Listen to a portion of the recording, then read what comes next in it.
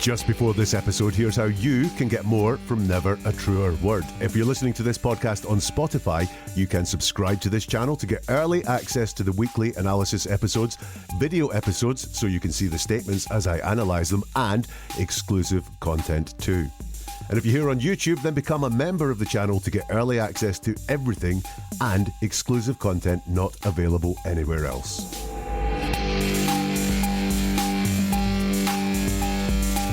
Hello and welcome to Never a Truer Word, where we look at the words that people choose to use to see if they're telling the truth, the whole truth, and nothing but the truth. And look to help you out as well, give you an advantage in being able to spot the liars in your life, the people deceiving you, the manipulators as well, purely from looking at the words that those people use.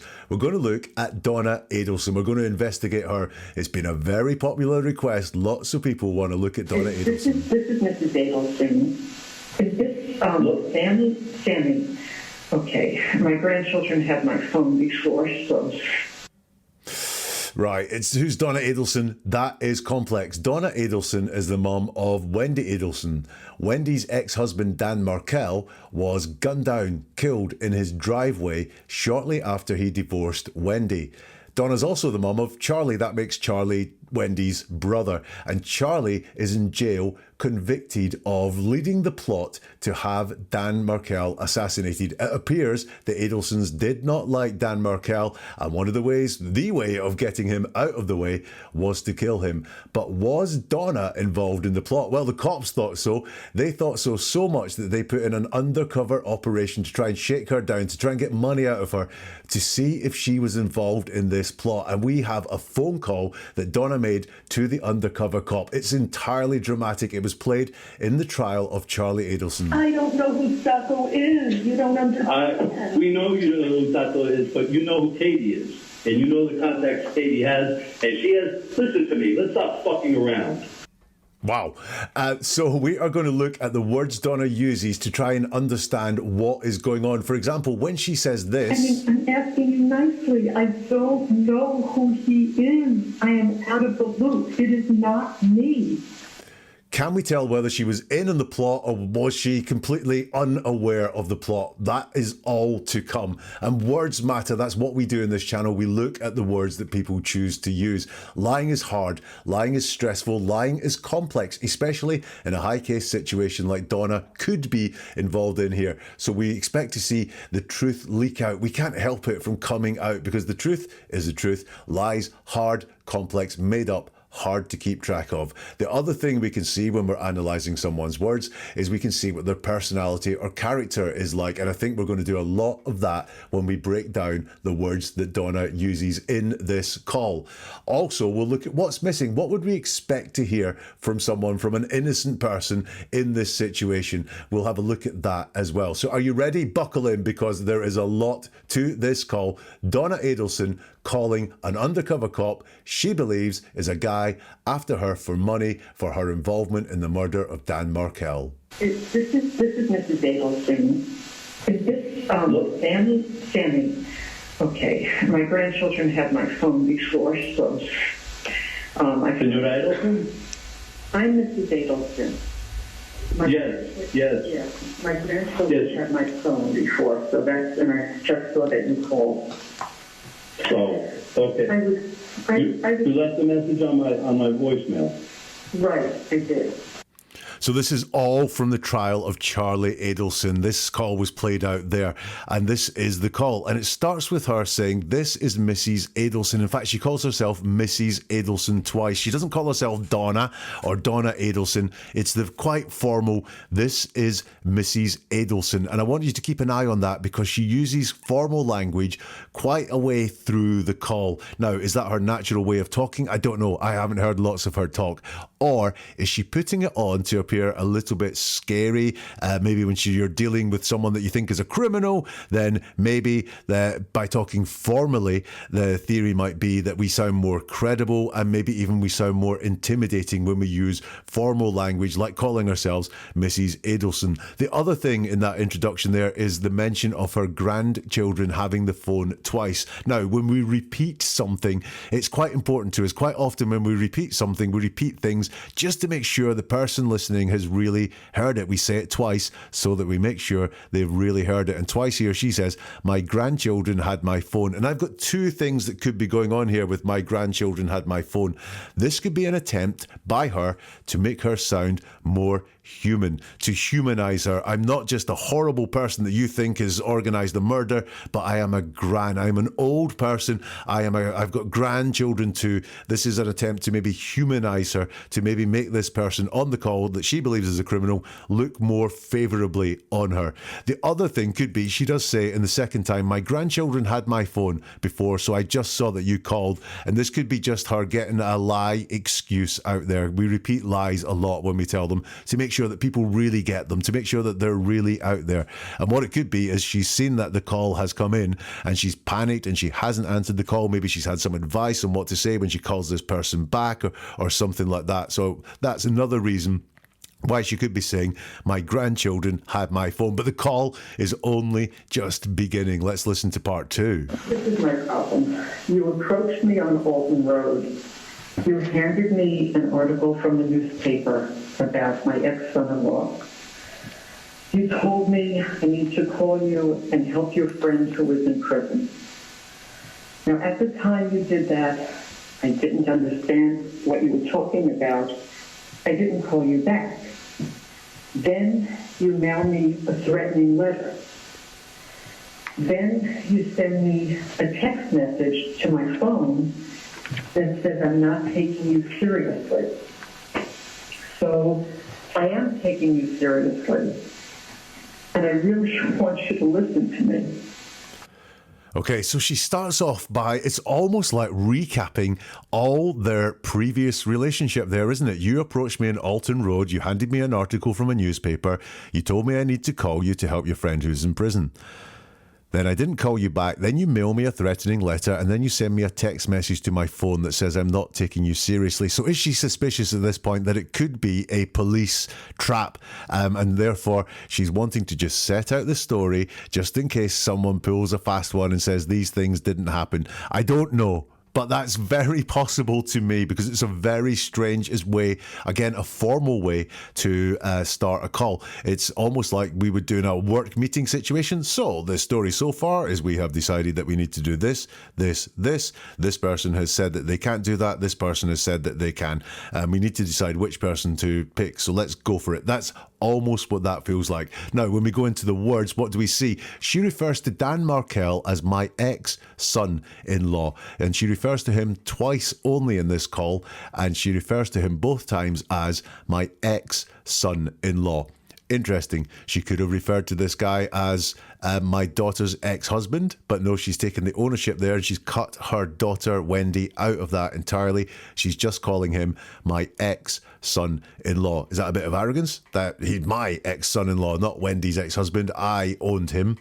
Or is it a bit of distance? Because you could have said about Dan or about Danny or about Dan Markel and used his name and something that would imply a little bit of closeness, even a little bit of humanity and a name to the person that is dead. But she quite coldly calls him my ex-son-in-law.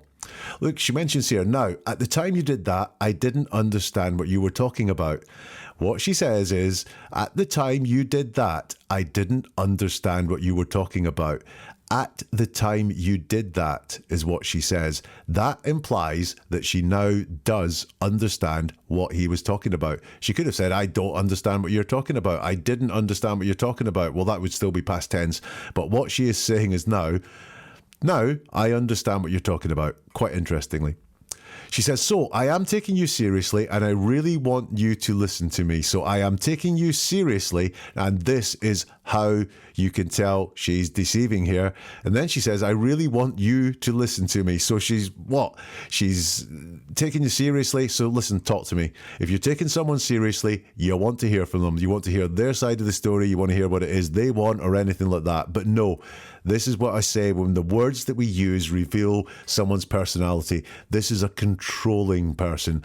This is someone potentially even manipulative, because she's saying, I really want you to listen to me. So although she pretends that she's taking this guy seriously, she wants this person to listen to her. She has no interest in hearing what this guy has to say. Let's get some more from the call. Donna Adelson talking to an undercover cop.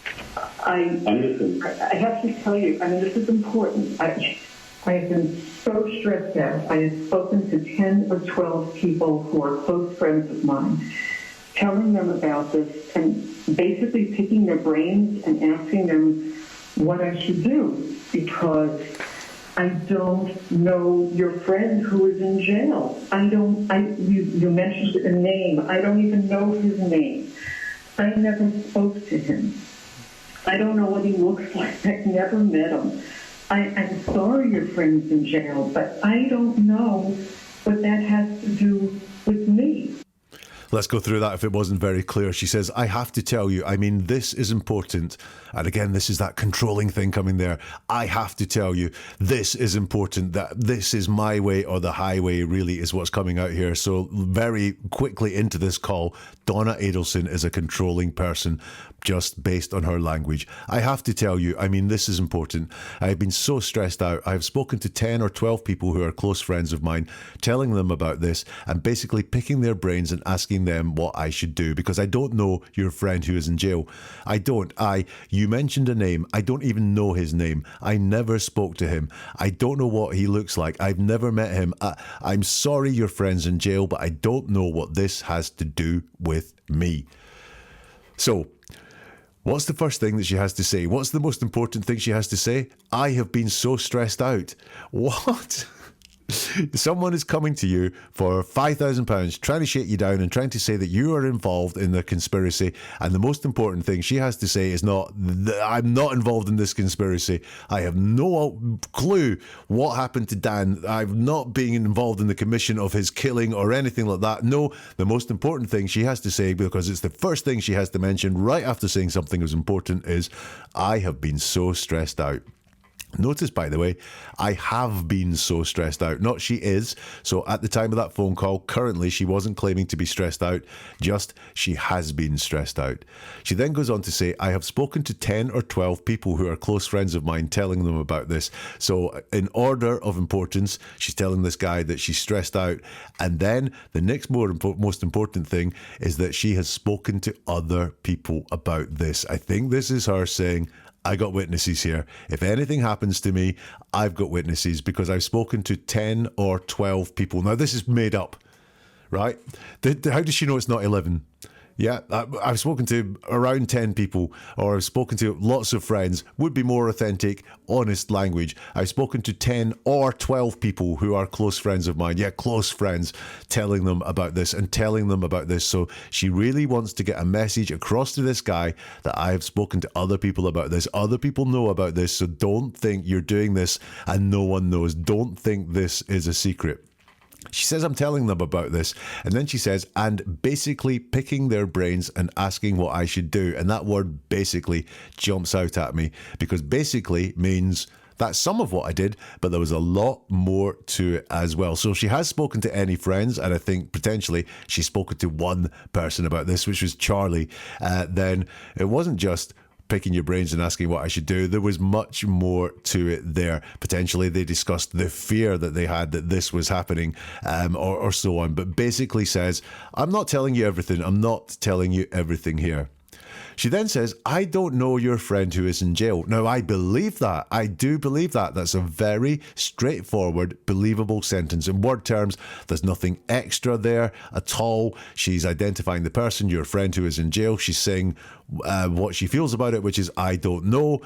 So I believe I don't know your friend who is in jail. I think that's absolutely true. And by the way, I guess given that this is a made up person, then we can say that absolutely this is true. I don't know your friend who is in jail. But there's something going on here. She says, I don't know your friend who's in jail. Now, what's the definition of know? It's quite a fluid one, but let me tell you, I don't know Barack Obama. Right? I don't know him. I've never met him. I've never been introduced to him. I've never spent any time in his company. I do not know Barack Obama. But man, I know a lot about him. I know what he looks like. I know what he sounds like. I know what his family's like. I know what he does for a living. I know his political views. I know what music he likes even. I know how he comes across in a relaxed situation. I know how he comes across in a formal situation. I know a lot. I know a lot about Barack Obama. Yeah, including what he does and what he's done for people or what he's done to people, right? But I don't know him. So I believe I don't know your friend who's in jail, but it's a denial of nothing. She then, once she said, I don't know your friend who is in jail, she says, I don't even know his name. I never spoke to him. I don't know what he looks like. I've never met him. Now, I don't know your friend who's in jail. That should just be enough. I don't know who you're talking about. I don't know what you're talking about. But she gets into some details, some real specific details. I don't know his name. I never spoke to him. I don't know what he looks like. I've never met him. That shows in her head these things are possible. The concept of these things are possible in her head, and she wants to deny them. She says, I never spoke to him. Now, never is a word that's a red flag for deception. I'm not saying every time someone says they've never done something, they're lying. What I am saying is when you hear the word never, jump in. Find out what it is that they're really saying, because never indicates some deception could be happening. And it's, I never spoke to him. Interesting. I never spoke to him. Did someone else? Did someone else speak to him? That's what that sentence is saying to me. I never spoke to him. So is this almost mafia-esque of my hands are clean because I didn't do the dirty work. I didn't do the commissioning. I didn't do the talking to the people that were going to do the thing. That's what I feel happens there. She then says, I don't know what he looks like. Now, I do not know why this matters, but she mentions looks of people quite a few times during this call as we were here, but I do not know why it matters. I do not know what he looks like. And then she says, I don't know what that has to do with me. So, look, why did she not just say, I don't know what you're talking about. I've nothing to do with the plot or to kill Dan Markel at all. But instead, she brings up all of this and says, I don't know what that has to do with me. And you'll notice that she hasn't mentioned anyone else in her family here. This is all about herself. I don't know your friend who's in jail. I never spoke to him. I don't know what this has to do with me. Getting definite vibes of I'm clean.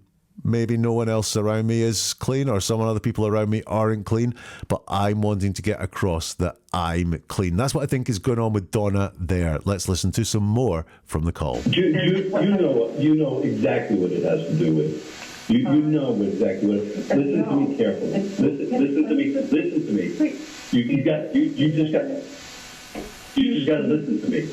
You need to ask your friends who this person looks like, what their name is, something, because I know there's a big reward out there, and if you need money for your friends, that's the way to get it. I mean, I'm asking you nicely. I don't know who he is. I am out of the loop. It is not me. If I can help, I would help. I mean, that's what... Just like I told. Right, now I think this is one of the pivotal parts of this phone call. You'll see that the undercover cop tries to take control by saying, you know exactly what it has to do with, you know exactly, listen to me carefully, listen to me, you just gotta listen to me, and she will not listen. Once again, evidence of a controlling personality there. And once he said, many times, 3 times, listen to me, she talks. And she says, you need to ask your friend who this person looks like. Okay, so she starts with, you need to. So once again, controlling language from Donna coming out. You need to ask your friend what this or who this person looks like. And again, like I said, she's obsessed with looks, and I so very strangely worried who this person looks like, not what this person looks like. You need to ask your friend who this person looks like. So I don't know who this person is. I think potentially she's trying to say that she's been misidentified and that they're approaching the wrong person.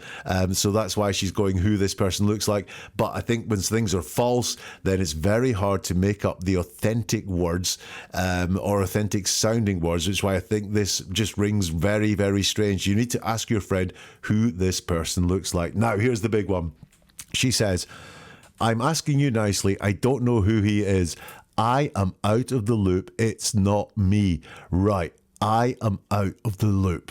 Now, that's really interesting, and for me, very damning. For her to say she is out of the loop, that is, not aware of things that were happening, she needs to be aware that there is a loop that she is out of. Think about it. When have you ever used the phrase out of the loop in your life? Has it always referred to the fact you know there's a conversation going on somewhere that you have not been involved in, or there's something happening that people have not told you about? You only ever say you're out of the loop if you know there is a loop there for you to be out of. So what is that loop that you are out of, Donna? What is that loop? That to me is very damning. For her to say she is out of the loop, she knows there is a loop. She says, it is not me. And she says this quite a lot through the call. It is not me. What is not me? She is kind of distancing there by reducing the accusation that this person is making, that your family arranged the murder of Dan Markel. She's reduced all of that accusation down to just the phrase it, just the word it on its own. It is not me is what she says. And finally, on this one, she says, I'm asking you nicely, and this goes back to all of what I've been saying, is that she's not dealing with in a straightforward manner like you would expect if someone was being accused of something that they have not been involved in, of just, I'm telling you that this is not about me. This is not something I have done. I'm telling you, you've got the wrong person. No, she's moved in and she's showing, again, I told you the truth will come out in people's words. I'm asking you nicely is what she said. So she's asking this person to go away. She's not telling this person to go away, which is interesting because you'll see everywhere else she's very controlling. She's very ordering with her language. You need to ask your friend. You need to listen to me. Now she's asking you nicely. Let's get some more from the call with Donna Adelson talking to the undercover cop. Just like I told you, listen to me. Just like I told you that day, we know that your family had a problem up north. We know that problem was taken care of about a year and a half, 2 years ago. And we know that Katie had been taken care of and has been taken care of. Now my brother in jail, we were in Broward together. He told me the whole thing, and he hasn't been taken care of. You know. Now, all that's being asked for is 5K. That's all we're asking for is for 5K. And he told me everything, and I know everything. I know who's involved. I know everything, and I'll get the 100K for myself. You know, all I ask is to send the 5K. Everybody knows what's going on. I don't, you're saying everyone knows. I know I lost my ex-son-in-law. I did not have anything to do with it. That's why I said, ask him what...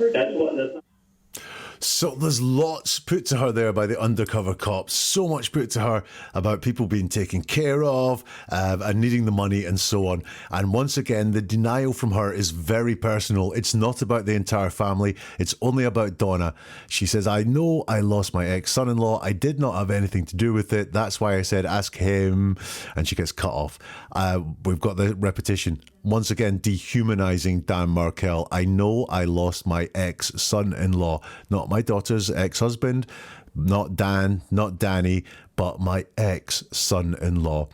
And I did not have anything to do with it. Once again, it's that personal denial from Donna. It's not a denial of knowing everything that's going on. It's not a denial that other people were doing things. It's just like her trying to say and trying to show you that she's got this clean pair of hands. It's also stated formally, by the way, as well. Remember I talked about Mrs. Adelson and she talks formally? We expect people in this day and age to contract I did not and say I didn't have anything to do with it, but she goes formal and says I did not have anything to do with it. Now, quite often when someone talks formally like that, we may say, especially if they use didn't and can't and wouldn't a lot, if they say I did not, well, why have they gone so formal? Is that to be more impressive? But I think with Donna, maybe formal is her way to talk, but she's certainly talking formally here, and that is, I think, to be as imposing as she can be and to talk as definitively as she can. So she doesn't say, I didn't have anything to do with it. She says, I did not have anything to do with it. So kind of halftime, halfway through the call, what have we got? I mean, I've got so much controlling language from Donna. This is definitely someone who likes to be in control of a situation and boss other people around. And also, I've just got this perception that she wants to show that she, and only she, has a clean pair of hands. She hasn't mentioned anyone else in her family at all, even though the undercover cop has been mentioning people in general have been taking care of people like Katie. Donna, her denials are all very much about herself, and that I'm out of the loop says to me that Donna is leaking the truth that she knows about a conspiracy and about a plot. If you're enjoying this, if you hit the subscribe or follow button, that means you will get more episodes like this whenever they are released. I'd love to know what you think as well. Do get involved in the comments if you can, or get involved in social media. You'll find all the links to the socials in the notes for the show. But also, lots of people are interested in the Adelsons. So if you press the like button or the plus button, that means this will find its way into their feeds, which means when this takes hours to put together. So the half a second it takes you to press the like button means that this gets to more people and makes this more valuable, and you can share it as well. So I know lots of people interested in the Adelsons, lots of communities interested in the Adelsons. So if you share it with people there as well, I'd be most appreciative if you did that. And if you want someone to learn a little bit more about words that people are using all around them, maybe someone going through a hard time, maybe someone dealing with a bit of a controlling mother, then why not send them this as well? Use the share button. I'm always amazed when I see the statistics for shares and people share on things like WhatsApp and Messenger and so on. I never get a chance to see those because they're private, but every share, every time you spread this with someone else, I am so grateful for. Let's get back to the call and listen to more of the undercover cop talking to Donna. That's what not my brother Tasso told me. He told me everything when we were in jail. He told me everything and who was involved. I know everything. Well, I don't. That's the problem. I am telling you, it's not me. It's not me. I have had a year of aggravation, a year and a half of aggravation over this. My daughter, my grandchildren. It is not me. And when I asked my friends, what do they think? They said, well, this person needs to get a description of you because of what you look like, or it's not me. I don't know who caused this. It wasn't me. Thanks for that one, Donna. So we've got just some repetitions of the things that we are seeing lots from Donna here. It's not me, it's not me, it is not me. 3 times she states this, it's not me, it is not me. Again, it's that taking the whole accusation of organising the murder of her ex-son-in-law, the ex-husband of her daughter. That's a horrific thing, and it is being just narrowed down to just, it's not me. Yeah, I don't like that. We've got the aggravation again. She says, I have had a year of aggravation, a year and a half of aggravation over this. My daughter, my grandchildren, but this is not deep at all. She doesn't say what the aggravation has been about. And she just mentions my daughter, my grandchildren. Like, she doesn't say why she's mentioned them whatsoever. Are they aggravating her? Maybe they are. Maybe this is some more hidden truths coming out. But there's no depth to this whatsoever. Again, my daughter, my grandchildren. First mention of one of her children there. So my daughter is Wendy that she mentions. My grandchildren get a mention as well. Again, is this another attempt to humanize her? Hey, go easy on me. I'm a real person. I have family. Please think nicely of me and go easy on me. There's this minimizing again. Aggravation over this. I don't know who caused this. So again, I don't know who killed my ex-son-in-law. I don't know who brutally murdered my ex-son-in-law. Would be talking about what really happened, but she's softening the severity of what happened. It happens quite a lot in criminals. When they talk about what it is that they did or what it is they're denying doing, they will turn the severity of the crime down because in their heads, they cannot cope with this big crime they think they did. So they will take it down. So did you steal the money? Maybe said by a criminal as, I didn't take the money. So they replace steal with take. Did you kill that person? I didn't do that. So instead of I didn't kill that person, they take the kill, they take the severity out of it and they turn it down by just calling it that. I did not do that. And that's that's what I think is happening there. She's minimizing what has happened. She's minimizing what she has been accused of. And that is quite often a tale of someone who feels guilt about what has happened. Also, once more, she gets out there again and she says, I asked my friends, what do they think? So she's just reminding this person, by the way, I've spoken to other people about you. If anything happens to me, people know who made it happen. And look, by the way, we're back to the start. She mentions my grandchildren and I ask my friends. As I said, when people really want to get a message across, they will repeat that message a few times. So she's right back to the very first thing she mentioned, which is talking about her grandchildren, and it's talking about the fact that she's mentioned this to friends. And then there's a slip here. They said, well, this person needs to get a description of you.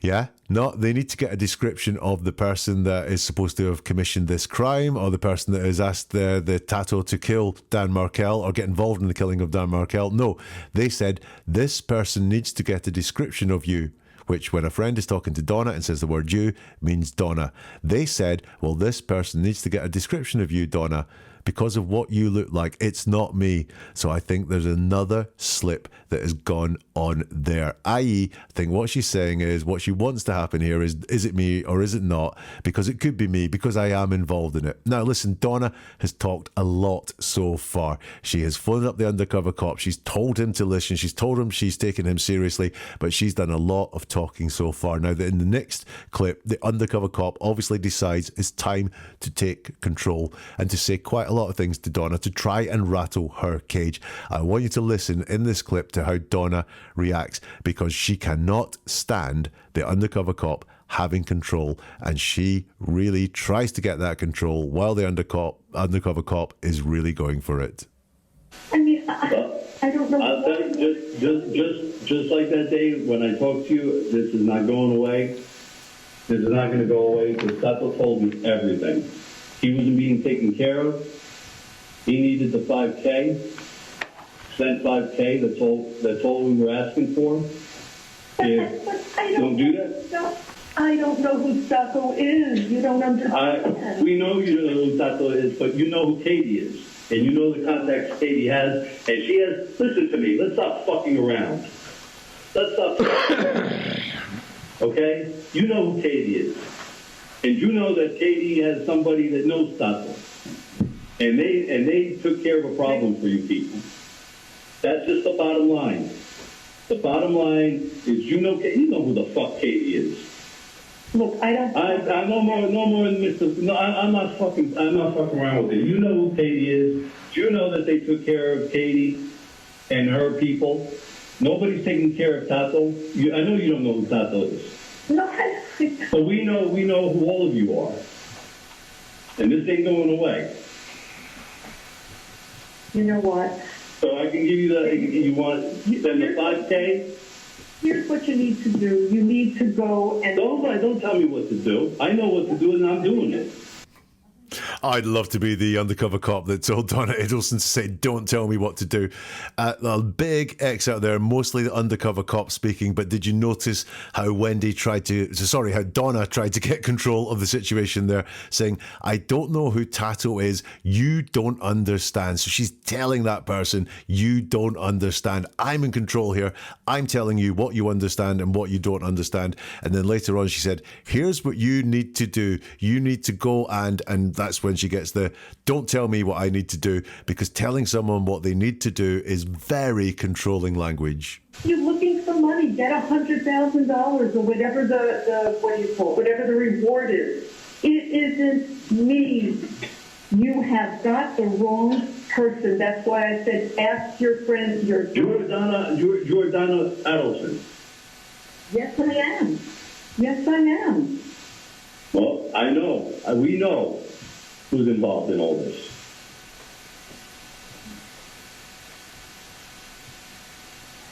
Yes, this is not making any sense. I mean, if you want the money, you should get it from the police. They can give you a whole lot more than you're asking me for money for someone. I can't do this. I have had too much stress and too much aggravation from this, and I don't know what you are talking about. I just don't know. I just don't know. Wow. So she says, you're looking for money, get $100,000 or whatever the reward is. It isn't me. You've got the wrong person. That's why I said, ask your friends. So we've got, it isn't me again. Yeah, it isn't you. But it's when your friends were talking to you, instead of saying you need a description of what the person looks like, they said, yeah, you need a description of you. But anyway, she says that phrase again, it isn't me. You have got the wrong person. So once more, it's all about her. She's not denying anything about a conspiracy. She's not taking on any of the bigger accusations that are put to her in this call. The detective says, you're Donna Adelson. Yes, I am, she says. Well, we know who's involved in all this. And she says, that is not something unclear. I mean, if you want the money, you should just get it from the police. We're quite a way into this call, and this is the first time she has mentioned the police. I want you to imagine for a minute that you get a phone call or someone bumps into you in the street and says, you need to pay me £5,000 because my brother's in jail because he was involved in a murder. What's one of the first things you would think of doing? Calling the police. Or, if you were a bit shy about it, at least when that person spoke to you, you'd say, I'm going to call the police, or I'm going to get the police onto you. Donna has not once threatened to take this to law enforcement for some reason. Why not? This is the first mention of police in the entire call, and she brings it in at this point of desperation. You can hear in her voice and the repetitions and the sort of despair that is in her voice that she is not, this call is not going the way she thought it was going to go. She thought she was going to get on this call and be miscontrolling and she'd get her own way, but instead it's not gone the way she wants. This guy's gone hard on her, and now she mentions the police, but she doesn't kind of say that she is going to go to the police. She's just kind of saying to this guy, if he wants real money, then he is going to have to go to the police. Something I think she knows that person would not want to do. She says about the police, they can give you a whole lot more than you're asking me. Okay, right. Negotiators amongst you, have you spotted it? She doesn't say they can give you a whole lot more than I have. So if there was a reward for 100 grand and she didn't have 100 grand, she would probably have said they can give you a whole lot more than me, or I'm able to. But she just says this can give you a whole lot more than you're asking me. Now, if you're a negotiator and you see you're asking me and not more money than I have, then that means highly indicative that she could afford that money, and she could pay more money than that. So quick tip for negotiators there. It's not, look at the words that are there. It's not more money than I have, or I can't afford to do this. It's just more money than you're asking me. So money is no object here. And then she says, I can't do this. What is that? She says, uses just a lot. I just can't do this. I just don't know. Just like never is one of those red flag words for deception. I just can't do this. I just don't know. I just can't do this. It was said with a lot of despair. And it's not, I didn't do this. It's, I just can't do this. And no reason why she can't do it. Look, mate, you want £5,000 because you think that I'm involved in some murder? I'm not paying that. I'm not paying that because that would just be dumb. I don't owe that person the money. I'm not paying that. She just doesn't explain it in that way whatsoever, ever. She just says, I just can't do this. Let's wrap up the call. Good. I think you should talk to Katie. Talk to people that are involved in this. You'll know. You know what's going on. That's why I'm. You can tell me, Senora Adelson, you can tell me all you fucking want, but I know you know. Because I know, because I heard, when I was locked up in Broward with my brother, he told me everything. Everything. He told me everything. Well, then I just wanted to take care of him because fucking Katie was being taken care of with her fucking poodle. I just think instead of asking me, you should get the money from the police. There's a lot of money out there, and I know if you think you know who this is, then go ahead and do it, because I know it isn't me. I know it isn't me, and I can't take this kind of level of stress. I just can't. I know I didn't do anything. So we've got it all going down there. Just so many repetitions of things that she said previously. It isn't me. It isn't me. She never expands on that and says, I did not commission the murder of Dan or anything like that, or my family was not involved in this. It's just about her, and it's all, it isn't me. It isn't me. And there we go. Again, this, I know I didn't do anything. Very often, especially in criminal circumstances, when they're denying something deceptively, they'll qualify what is there by saying, I know. Right, so I didn't do anything is quite straightforward. So why put the I know in front of it? Why are you telling us what you know? Well, that's sometimes people justify their actions or absolve themselves from guilt by logically making it all a bit strange in their head. So just for example, if someone like Donna had commissioned the murder, told their son Charlie to go out and do it and arrange it and said, yeah, that's okay, go ahead and do it, then because she didn't arrange it, because she didn't pull the trigger, because she didn't make any payments, because she didn't find the people to do it, she can say, I didn't do anything. I know I didn't do anything. That's my self-justification.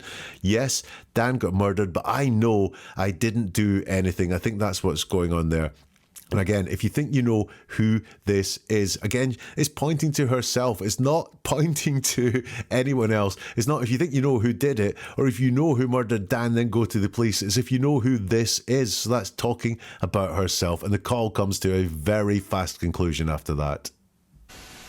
You talk to people, you talk to the right people, you talk to people, you make this 5K come to me. That's all I need. Just do it and get it to me. Do it and get it to me. I'll call you back. And like that, the call is over. Wow. Now, I said we'd have a look at what is missing in the call. So what did I think was missing that I would expect to hear, especially from an innocent person? Well, look, if there is a mystery over who killed her ex-son-in-law, as she likes to call him, but Dan Markel, she has no desire to find out who did it. She has no desire to find out from this guy, please tell us who did this, because, wait, we are under suspicion. I'd love to know who sorted this out. I'd love to know who was behind it, so please tell us who did this. So no desire to know, that, almost as if the murder of Dan Markel is not a mystery to her. No desire for justice either. Again, if she was not involved in the commission and her family had nothing to do with the murder of Dan Markel, surely she would express some desire for justice, that the person who did this, the person who's claiming they did this, they should be brought to account. And if that person knows who organised it, then that person also should be held to account. That person should go to court. You should be going and giving this information to the police so they can catch the killer. That's not what she says. She says you should go to the police so that you can get the reward. Like I said, the police are entirely missing, bar go to the police because they've got a reward. She doesn't threaten the police because this guy's extorting her. He's doing something illegal to Donna, and she does not once threaten him with the police.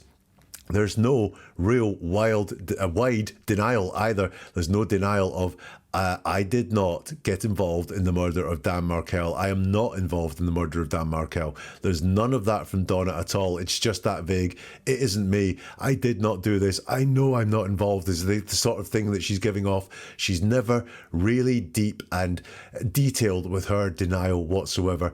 And there's no open thoughts whatsoever. She's just not interested at all in what this person knows, other than trying to find out if this person really does know her. Also, some interesting stuff. There's no Charlie in here whatsoever. She mentions Wendy once, but she doesn't mention Charlie at all to this person, even though he alludes, especially by talking about Katie quite a lot. She doesn't mention Charlie once in this call. Is she protecting him, or is she distancing herself from Charlie? And no rebuttal. The undercover police guy puts a lot of accusations about Katie being looked after, about other people being looked after, and Donna doesn't once say, I don't know what you're talking about. We looked after these people. No, we didn't look after anyone. There's no one that we've looked after. So why the hell would we be looking after anyone else? No, she doesn't rebut nearly anything about the larger plot that is put to her by the undercover cop. There is none of that whatsoever.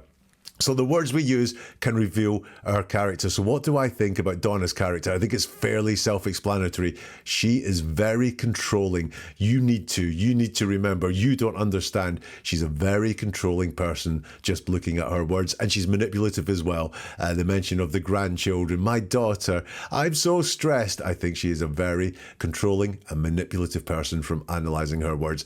And this call, look, it's highly suspicious. The wording all the way through this call is highly suspicious, and there's no reliable denials in the whole thing. So listen, Donna is due in court. That call, I think, will be a big part of it, and I do hope that the people listening to it and the people testifying about it on the stand do take note of what is in that call. It's highly suspicious. There's no reliable denials. She minimizes things. She's very cold towards Dan Markel, and when the detective puts lots of things to her, she denies very little of them. What do you think? Let me know in the comments if you can. I'm always interested to hear your thoughts. You can subscribe to get more episodes like this as soon as they drop. If you want a little bit more, if you want a little bit extra, you can become a member of the YouTube channel or subscribe on Spotify. You'll get episodes like this first before everyone else, and also you'll get exclusive content as well.